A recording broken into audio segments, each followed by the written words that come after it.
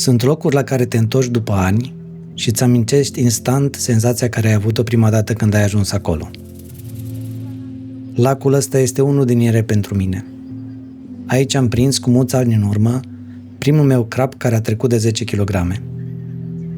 Între timp, locul s-a schimbat. Cele 4 lacuri mici de atunci au devenit astăzi un singur lac mare. Dar unele lucruri au rămas la fel. Liniștea dimineților reci, emoția plasării lansetelor și întrebarea care apare de fiecare dată când ajungi pe malul apei: oare ce ascunde lacul de data asta? 3 zile de pescuit și o partidă care o încep alături de 2 prieteni, Roland și Valentin. Nu avem niciun plan complicat.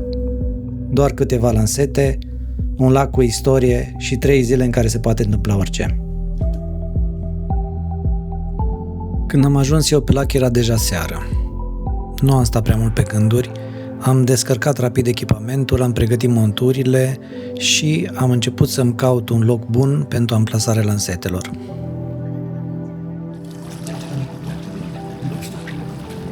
Să vedem ce structuri găsim aici.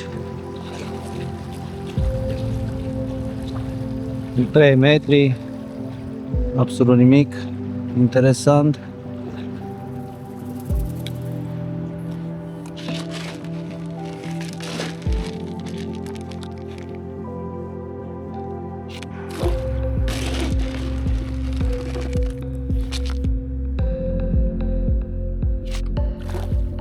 Cu lansetele pe poziție și prima noapte în fața noastră ne-am strâns lângă foc. Discuția a ajuns rapid la lac, la structura lui, la zonele interesante și la locurile unde credem că s-ar putea să apară prima trăsătură. Balta e un teren de fotbal. Da, stau întrebat și eu când m-am dus. Da.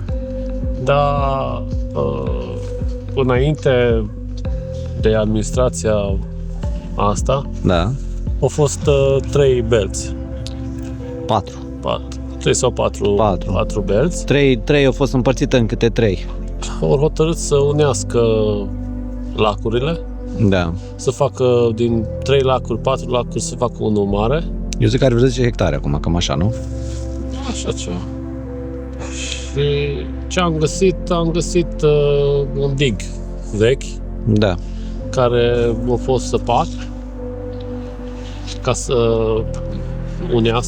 unească lacurile și acolo adâncimea undeva la 1,2 m și după aia coboară în 2 metri și un pic.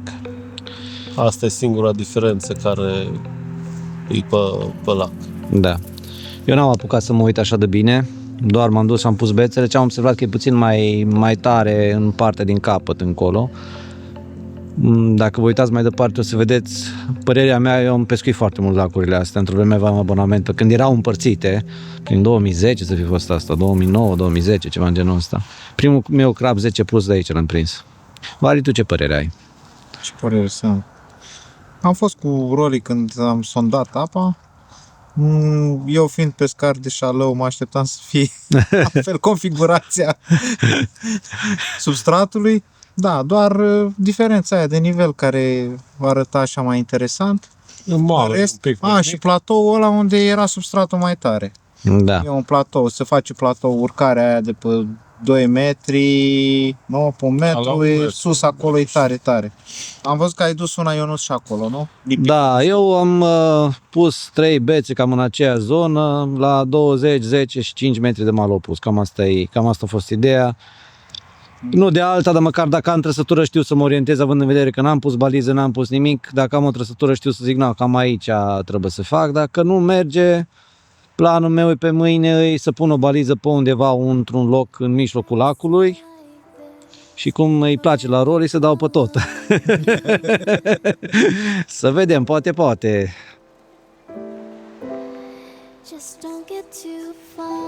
Rory, ce ne pregătit de mâncare? Fasole. Clasică. Nu e chiar clasică. Nu? Nu, că nu e la conservă. E de aia fiartă de la Lazet. Da. Nu pe baltă, aia trebuie să recunoaștem. Așa. E făcută de acasă. Da. Super. De-abia aștept. După cină, seara a fost liniștită. Pe la mijlocul nopții însă a venit și prima prezentare.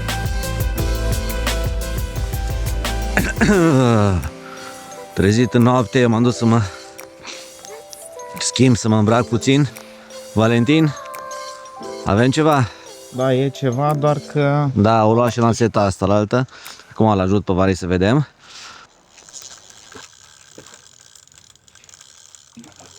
Ai curios. Turionii, da. Du-te, bă. Ai prins turion până acum, Valentin? No. Nu? No. Ai, de capul meu câte poze să fac. 2 metri și ăsta. Că flomul tău, ce e? Vai de Ui. are 50 de kg, bă. Ce acolo vrei să fac? Are 50 de kg, bă. Dar nu pot să-l mai întorc. Bă, dar Hei, să nu obosește, bă. hai de viață. Băi. Păi, pe sucă, pe sucă. No, aici. Întorc, întorc. Acum. Așa, cumva. Ține-l acolo. Roli, ce ai descoperit acolo? 100 de cârlige. Zici? Cred că să luăm patent. Vreo 3 în puii Hai mei. că aduc acum. 3 cârlige mai are în gură. Extraordinar. Uitați-vă ce pește! Bravo! Super, Vali! Excelent, bravo! Îl cântărim imediat, primul tren. pește. Hai că nu mai pot să-l țin. Așa, hai. Hai, mă, sus. 30, 27, 32, 32, 32. 30 are ăsta, 31. Bravo, Vali! Nou record la... Sturio. Super! Este sturio. Hai să dăm drumul. Record. Over 3. A plecat. De-abia așteptat. Valentin, cum te simți? Cum să mă simt epuizat? Mamă, ce drill. Ți-a plăcut, a? Ah. Deci sturionul de aseară a rămas tot ridică sus. Să vedem. Numără cârligile, te rog, Roli, dacă se poate. 1 2 3 4 4, văd. Eu am numărat 5, mă, la un moment dat. Ia mai vezi. Bun. Cu șpal. 2, 3, 4 și 5. Da, 5. 5 cârlige. Și uite, sunt și pe textil. Ce că nu sunt? Sunt. Nu mai văzut seara. Toate astea au fost în gura peștelui. Vă dați seama? Aia, da. Să primim un bonus ceva de la administrația lacului că am curățat balta de fire. Da, nu, am curățat gura peștelui de cârlige. Are montura câștigătoare. Asta. Da. Montura gata legată de la Z-Fish Da. și are la alte 3 spierzătoare, nu? Da, uite. Uite cârligul ăsta s-a dezdoiat. Da. Și celelalte două, Aici încă două, dar aici am văzut că au folosit fir foarte subțire. da, să și vede Da, acolo, nu, da, aia s-a rupt. Cred că da. Da.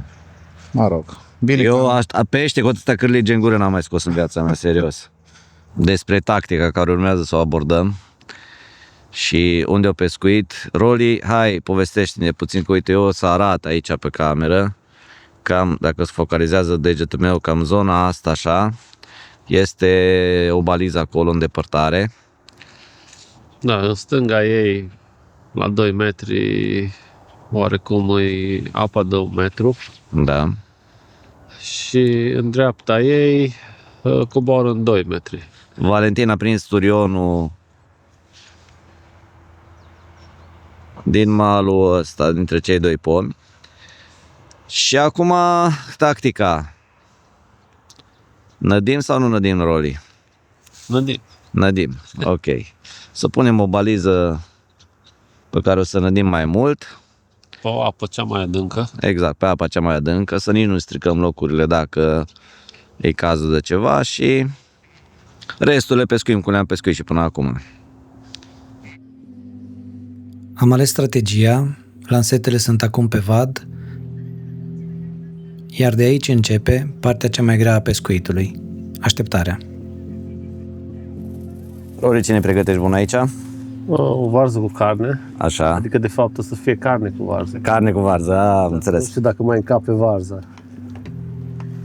Foarte bine arată. Pe lăsăm așa, nu mai băgăm varză, nu? E o variantă. Da. Care e părerea ta? De ce merge rău pescuitul? Că nu sunt pești. Nu sunt pești. Nu sunt pești în zona noastră, cel puțin. Da. Acum, aici sunt de acord cu tine, vreau să spun. N-am văzut să sară nimic. Azi dimineața o sărit unul și cred că totuși s-ar putea să meargă noaptea. Nu știu de ce am sentimentul ăsta.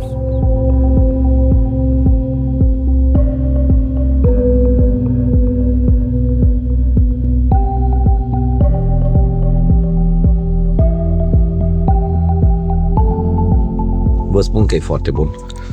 După cum am spus, mai spus și în alte situații, pe baltă, parcă e mai bună mâncarea, nu știu din ce cauză. Cea mai bună e pe baltă. Așa-i? Da. Noaptea a trecut liniștit, iar noi ne gândeam dacă avem crapi în fața noastră. Dimineața a adus o schimbare de front atmosferic, cer înnorat și ploaie mărântă peste lac. Ne-am trezit la această vreme deosebită, noroc că am pus cortul. Da, să sperăm că vremea va face ca peștele să coboare jos. Ne apucăm să facem un maggot rig. Pentru asta folosesc croseta de la Z-Fish, cea galbenă, care este mai subțire și nu afectează așa de tare viermii. Conform vremii, eu sunt puțin răcit, dar asta nu contează așa de mult. Deci folosesc un textil foarte subțire sau un bait floss, puteți să folosiți. Trag viermii pe acest textil, da? Acum, după ce am tras, scot ca să rămână ața în față, am căzut un viermișor. Cam așa arată. Okay. Am pregătit aici cu Z-Fish Scorpion un pop-up. Acum, opritorul vor fi viermii. Vom introduce o bucată din firul textil care l-am folosit, sau bait floss, sau ce doriți dumneavoastră, în bucla de la firul de păr. Și acum vom lega cu un nod dublu viermișorii. Bun, strângem 2. Gata, acum după ce am legat, am strâns de 2 ori, dacă vreți mai puteți face și un al treilea, din experiența mea nu este necesar. Folosesc o foarfecă pentru a tăia excesul de fir. Observați că aici, de aceea se numește meduza rig, pentru că viermii se mișcă în partea de sus. Acest pop-up, din punctul meu de vedere, nu mai trebuie lestat.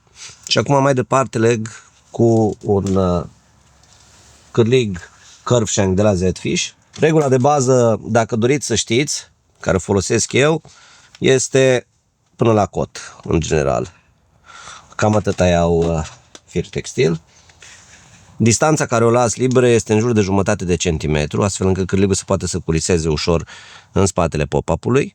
Să matisăm până în dreptul vârfului cârligului, observați? În dreptul vârfului cârligului, după care, dacă este fir textil, venim cu matisare de 2 ori în spate. Ceea ce va genera un fir de păr mai agresiv. Puteți să mai veniți de 2 ori peste pentru a fixa nodul. Vermișorii cum se mișcă, observați?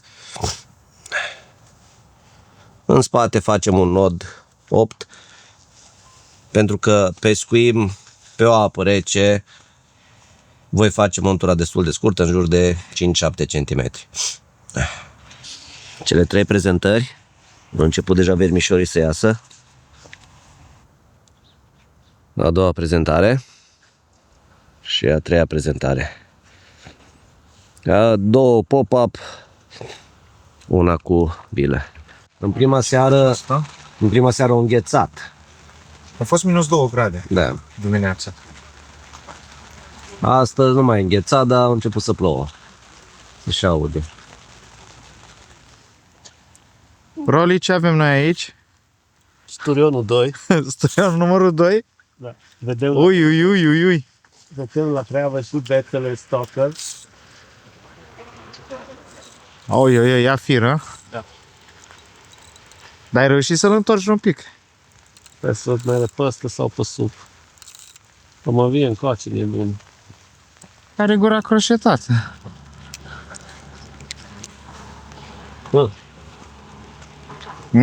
O fi tot ăla. Ce zici? Hai că-l cântărim. Vedem la cântar. Da lungă-i. După cu sac, 33. O fi ăla. Ăla-i. Ca așa a avut și ăla, nu? Da. Am reușit să prindem pentru a doua oară același pește. Ceea ce înseamnă că facem ceva bine, cel puțin din punct de vedere al sturionilor. Dar sunt încrezător că schimbarea de front atmosferic ne va aduce și crapii pe care îi căutăm. Poate chiar în ultima noapte.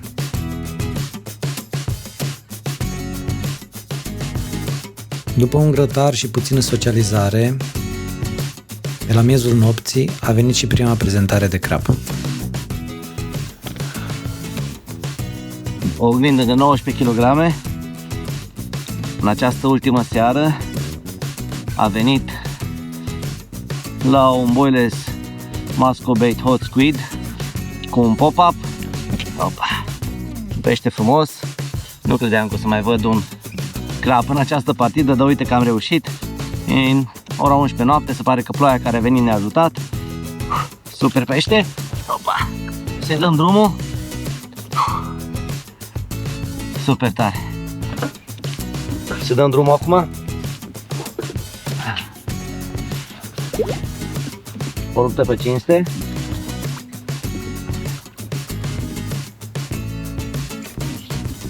Și a plecat.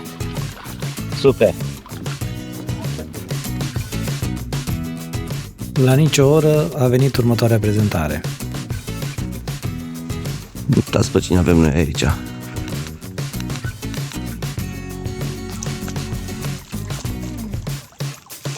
Ăla-i Valentin. Excelent, frumos pește. Un crab frumos. Are peste 10 kg. Un chelegos de la Big Fish Lake. Big Fish Lake, da, în sfârșit am dat de capăt. Și ceva de ore. Da, am dat și noi de capăt crapilor. Băieți, partida s-a încheiat. Ne punem să strângem. Vali are o grămadă de drum de făcut. Ultime impresii despre partidă. A fost o partidă destul de dificilă. Nu am avut sturioni în primele 48 de ore, am avut 2 sturioni. Dar cred că de fapt era unul singur de 2 ori. De 2 ori, da. Și crapii și-au făcut apariția doar după 50 de ore, nu? 52, 53 de ore, cam așa, cam în ultima noapte. Poate a avut o influență și frontul atmosferic. Că s-a lăsat, a scăzut presiunea, poate și aia, sau poate locul, deși locul ăla eu l-am mai încercat, este o ciotă care este în afară, l-am mai pescuit într-o zi și o noapte și nu mi-a produs niciun pește. Poate că ai schimbat și montura la cârlig. Probabil, posibil. Și altă abordare și asta, cine știe. Nu, că am stat mult pe pop-up. Da, am stat pe pop-up cu vermuș, după aia am stat pe pop-up simplu. Și acum ce a intrat pe un snowman. Snowman, da, exact, pe snowman. Roli, păreri despre baltă, despre partidă? Da, o partidă dificilă, într-adevăr. Dar e bine, și perioada... Nu e cea mai, da, și perioada dificilă. Am riscat un pic, dar e bine că am prins totuși ceva pești. Și sturion, și crapă, la urmă, și plătici. Da. Tu ai o vorbă, mi-am adus aminte de ea acum, că merg la pescuit cu schimbatul de oră. Cum zici tu? Nu după ce se schimbă ora, sau cum ziceai tu la un moment dat? Închei sezonul odată cu schimbarea orei. Schimbarea orei, așa. Acum am cam depășit perioada asta. Totuși a fost o vreme bună, dar eu cred că și lipsa vântului și a fost foarte cald, adică cald. A fost cald și soare și după aia noaptea a înghețat și aia poate a avut o influență. A înghețat după aia. Nici am impresia că nici populația nu-i, da. din lac nu e foarte mare, da. Nu cred nici că e foarte mare. Dar bun, băieți, mulțumesc. Cam ultima partidă pentru 2025. Drum bun să aveți, Vali. Ciao, Roli, drum bun. să ne auzim cu bine și în 2026. Și nu uitați să dați like și abonare la canalul nostru de YouTube. Pregătit de drum? Da, am strâns toate bagajele, totul în mașină. 10 ore de mers. Hai de capul meu. Asta e când vrei să joci în deplasare. Joci în deplasare, da. Deplasare.